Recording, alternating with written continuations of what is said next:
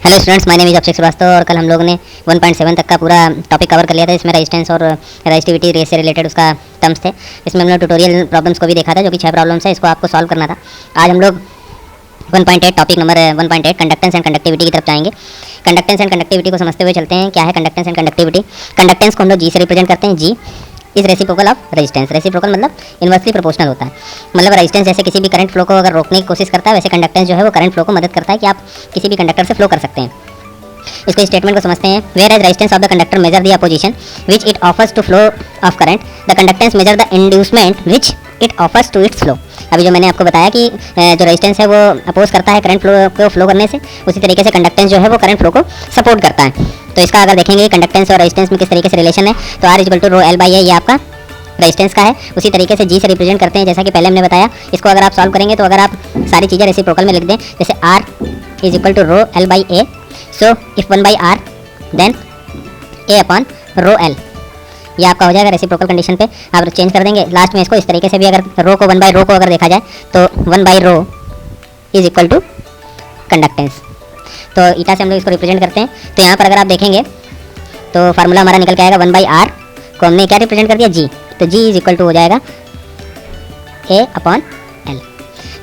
इसकी जो it is seen from above equation that the conductivity of the material is given by unit of conductance is siemens, sigma is equal to G L by A is equal to G siemens into L metre upon A metre square, G L by A siemens per metre, ये आपका sigma है। ठीक है। 1.9 में हम लोग ने represent किया हुआ है। 1.9 में क्या टॉपिक आता है, effect of the temperature on resistance.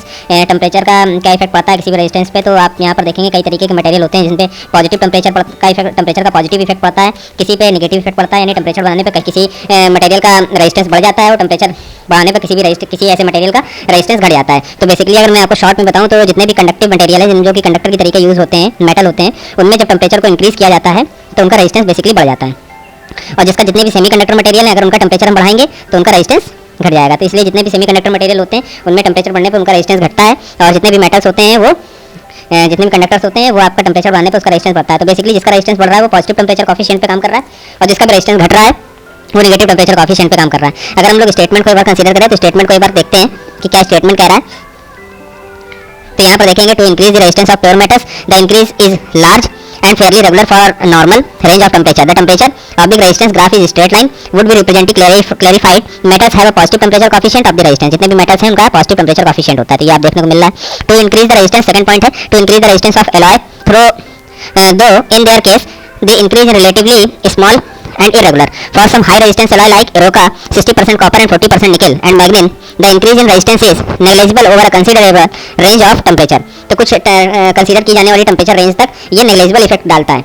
अगर हम लोग टेम्परेचर को इंक्रीज करते हैं तो एक एज अ नॉर्मल इंक्रीमेंट पे कोई भी रेजिस्टेंस में चेंजेस नहीं आते हैं। थर्ड इसमें पॉइंट दिया गया है to decrease the resistance of electrolyte insulators such as paper, rubber, glass, mica and parsley conductor means semiconductor such as carbon and other semiconductor material. Hence insulator are said to be possess the negative temperature coefficient of the resistance. When we increase the temperature the resistance will be down.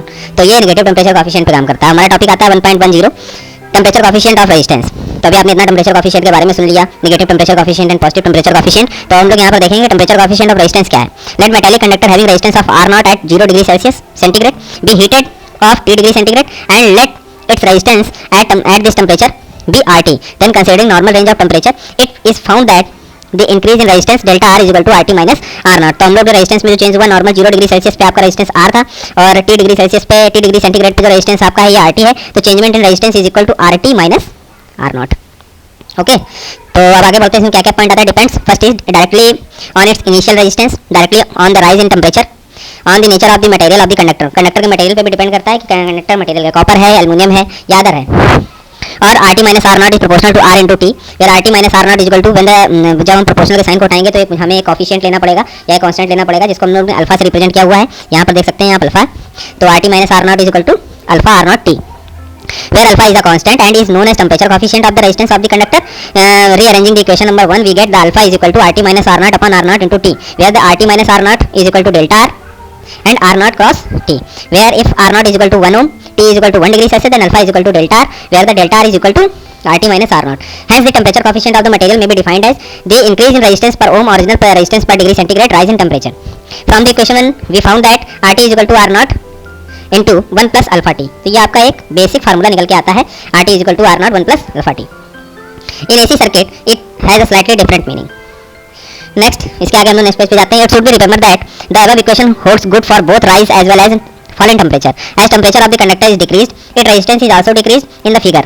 जैसे जैसे temperature decrease करेगा इसका resistance decrease करेगा, जैसे जैसे temperature increase करेगा इसका resistance increase करेगा। तो ये देखिए बेसिक रेजिस्टेंस है। इसके बाद देखिए जैसे जैसे टेम्परेचर बढ़ रहा है वैसे वैसे रेजिस्टेंस बढ़ रहा है, और जैसे जैसे टेम्परेचर घट रहा है वैसे वैसे रेजिस्टेंस भी घट रहा है, लेकिन एक इनिशियल पॉइंट पर आकर ये कांस्टेंट हो जाता है। ठीक है।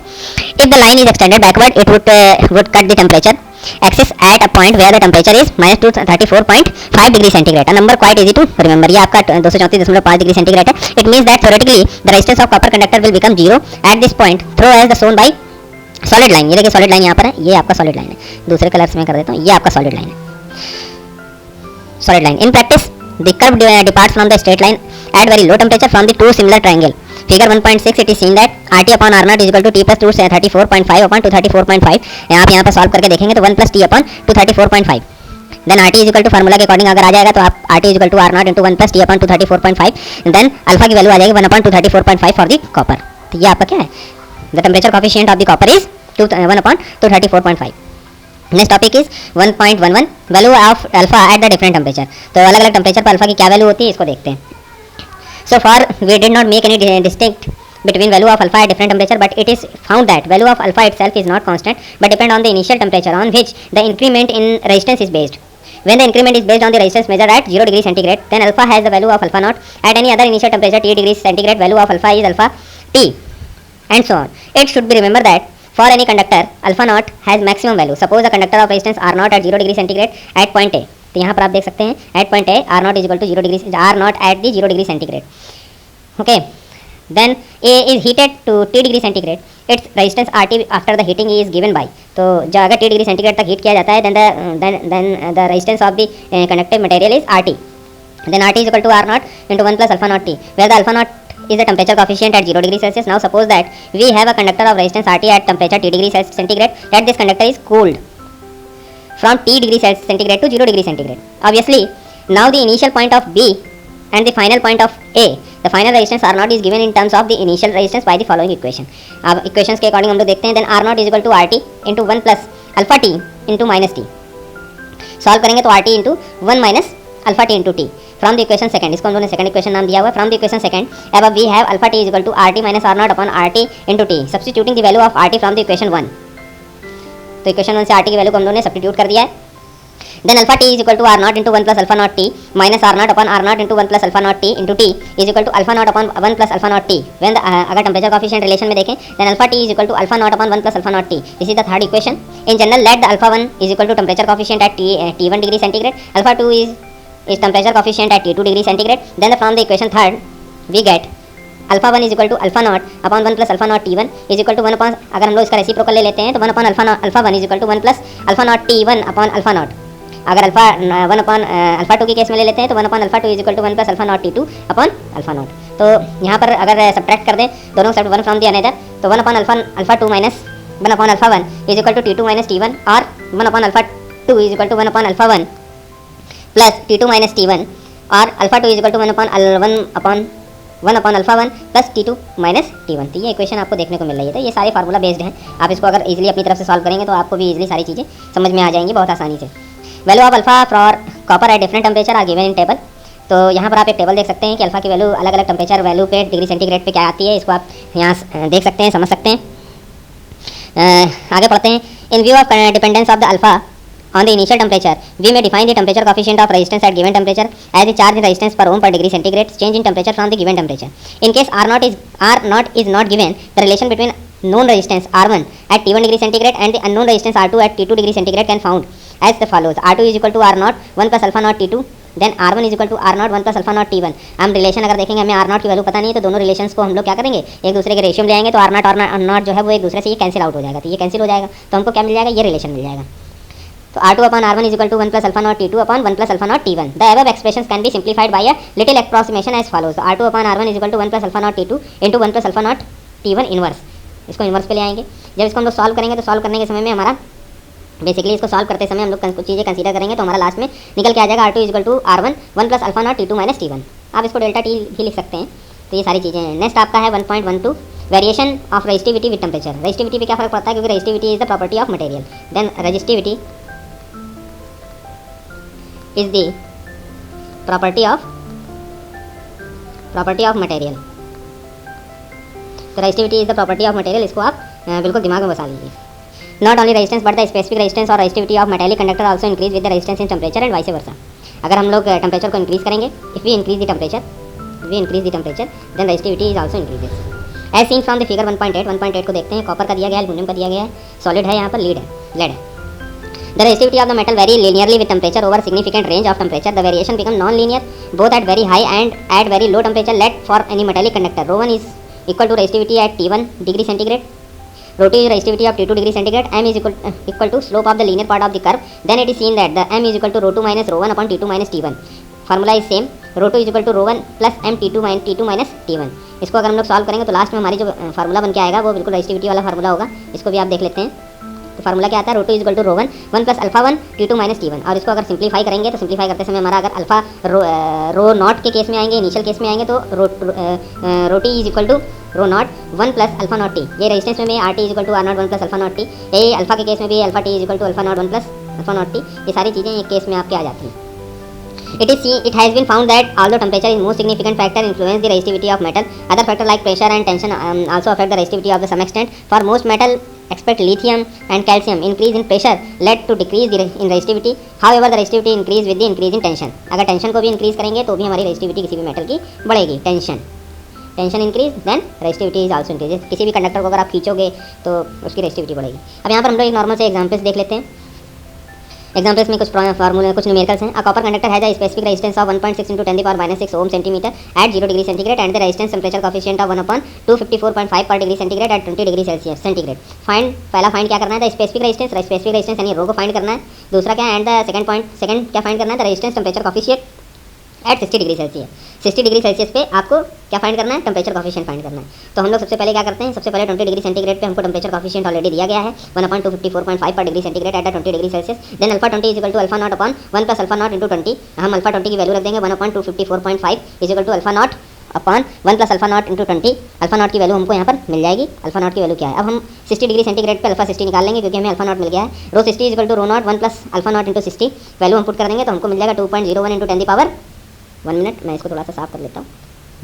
तो हमको मिल जाएगा 2.01 इंटू 10 की पावर माइनस 6 ओम सेंटीमीटर। हमको अल्फा नॉट ये मिल ही गया था तो हम लोग अल्फा 60 की वैल्यू निकाल लेंगे। Alpha 60 is equal to alpha nought upon 1 plus alpha nought into 60। Value put कर देंगे तो हमको मिल जाएगा 1/294.5 पर डिग्री सेंटीग्रेड। सेकंड एग्जाम्पल क्या है आपका, इसको देखते हैं। Platinum coil has a resistance of 3.146 ohm at 40 degree centigrade and 1 minute and 3.767 ohm at 100 degree centigrade. Find the resistance at 0 degree centigrade and the temperature coefficient of resistance at 40 degree centigrade. तो solution अगर हम लोग करें तो हमको 100 degree centigrade पे पता है क्या रेजिस्टेंस है और 40 डिग्री सेंटीग्रेड पे पता है क्या रेजिस्टेंस है। हमने 100 डिग्री सेंटीग्रेड के लिए फार्मूला लिख लिया और 40 डिग्री सेंटीग्रेड के लिए फार्मूला लिख लिया। ठीक है, ओके। इसके बाद हमने इसका रेशियो निकाल लिया। रेशियो निकालेंगे तो हमको अल्फा नॉट की वैल्यू क्लियर हो जाएगी। अल्फा नॉट की वैल्यू अगर हम लोग निकाल लेंगे तो अल्फा नॉट की वैल्यू यहाँ पर उसको पुट कर सकते हैं। तो यहाँ पर हम लोग ने वैल्यू पुट कर दी 3.7। ये आर टी की वैल्यू है आपका रेजिस्टेंस की 100 डिग्री सेल्सियस पे। R not 1 plus 100 into 0 point value put कर दी। यहाँ पर देखिए अल्फा नॉट की वैल्यू यहाँ पर पुट है। इसके बाद आपको आर नॉट पता चल गया।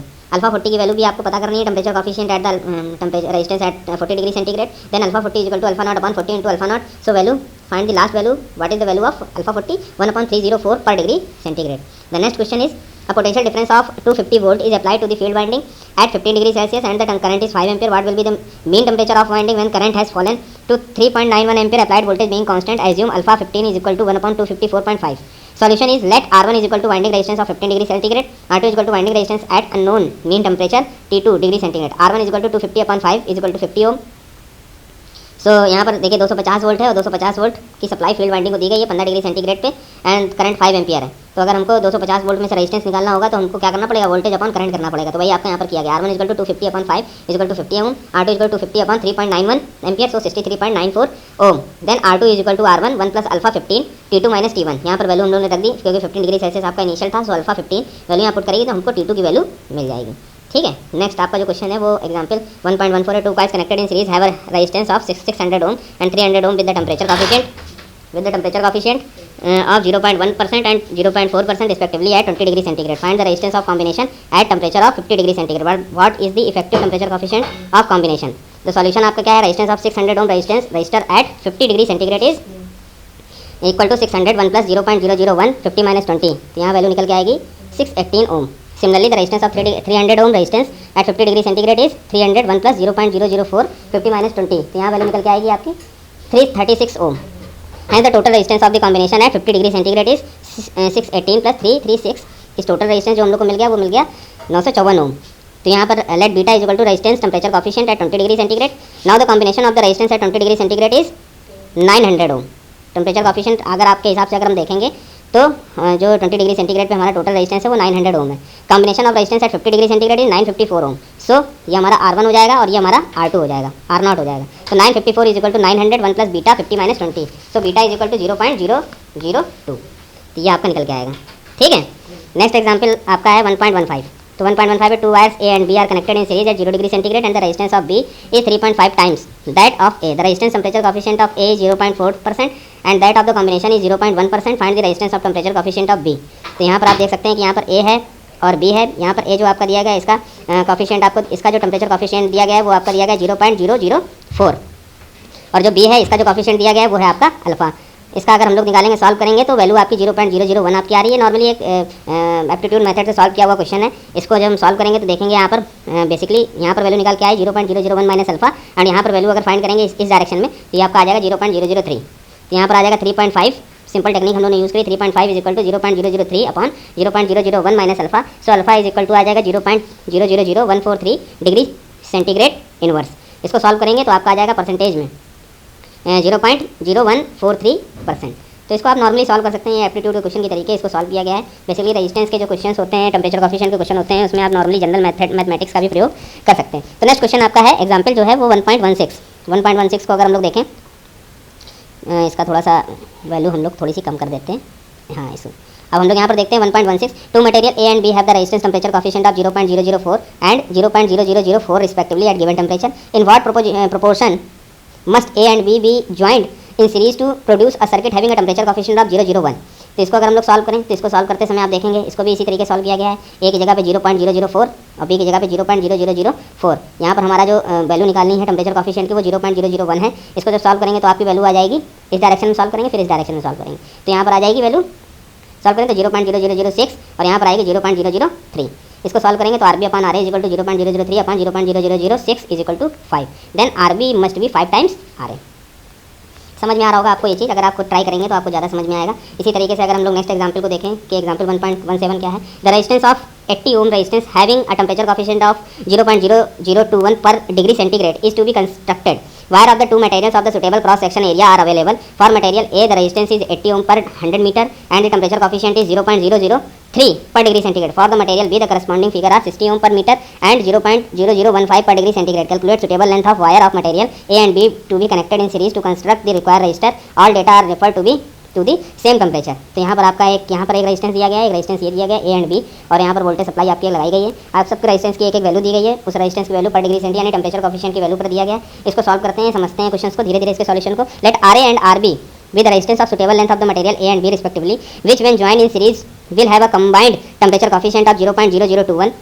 Hence the combination of resistance at the given temperature RA plus RB. Suppose we heat these material through T degree centigrade. When heated, the resistance of A increases from the RA to RA into 1 plus 0.003 T. Similarly, resistance of B increases RB to RB into 1 plus 0.0015 T. Combination of resistance after being heated through the T degree centigrade. So RA into 1 plus 0.003 T plus RB 1 plus 0.0015 T. ये आ गया. The combination alpha being given, the value of combination या combined resistance can be also found directly as RA plus RB 1 plus 0.0021 T. इसको अगर हम लोग equalise कर देंगे यहाँ पर देखिए देन यहाँ पर एक रेशियो मिल जाएगा हमको RB upon RA is equal to 3/2. RA plus RB is equal to 80 Om.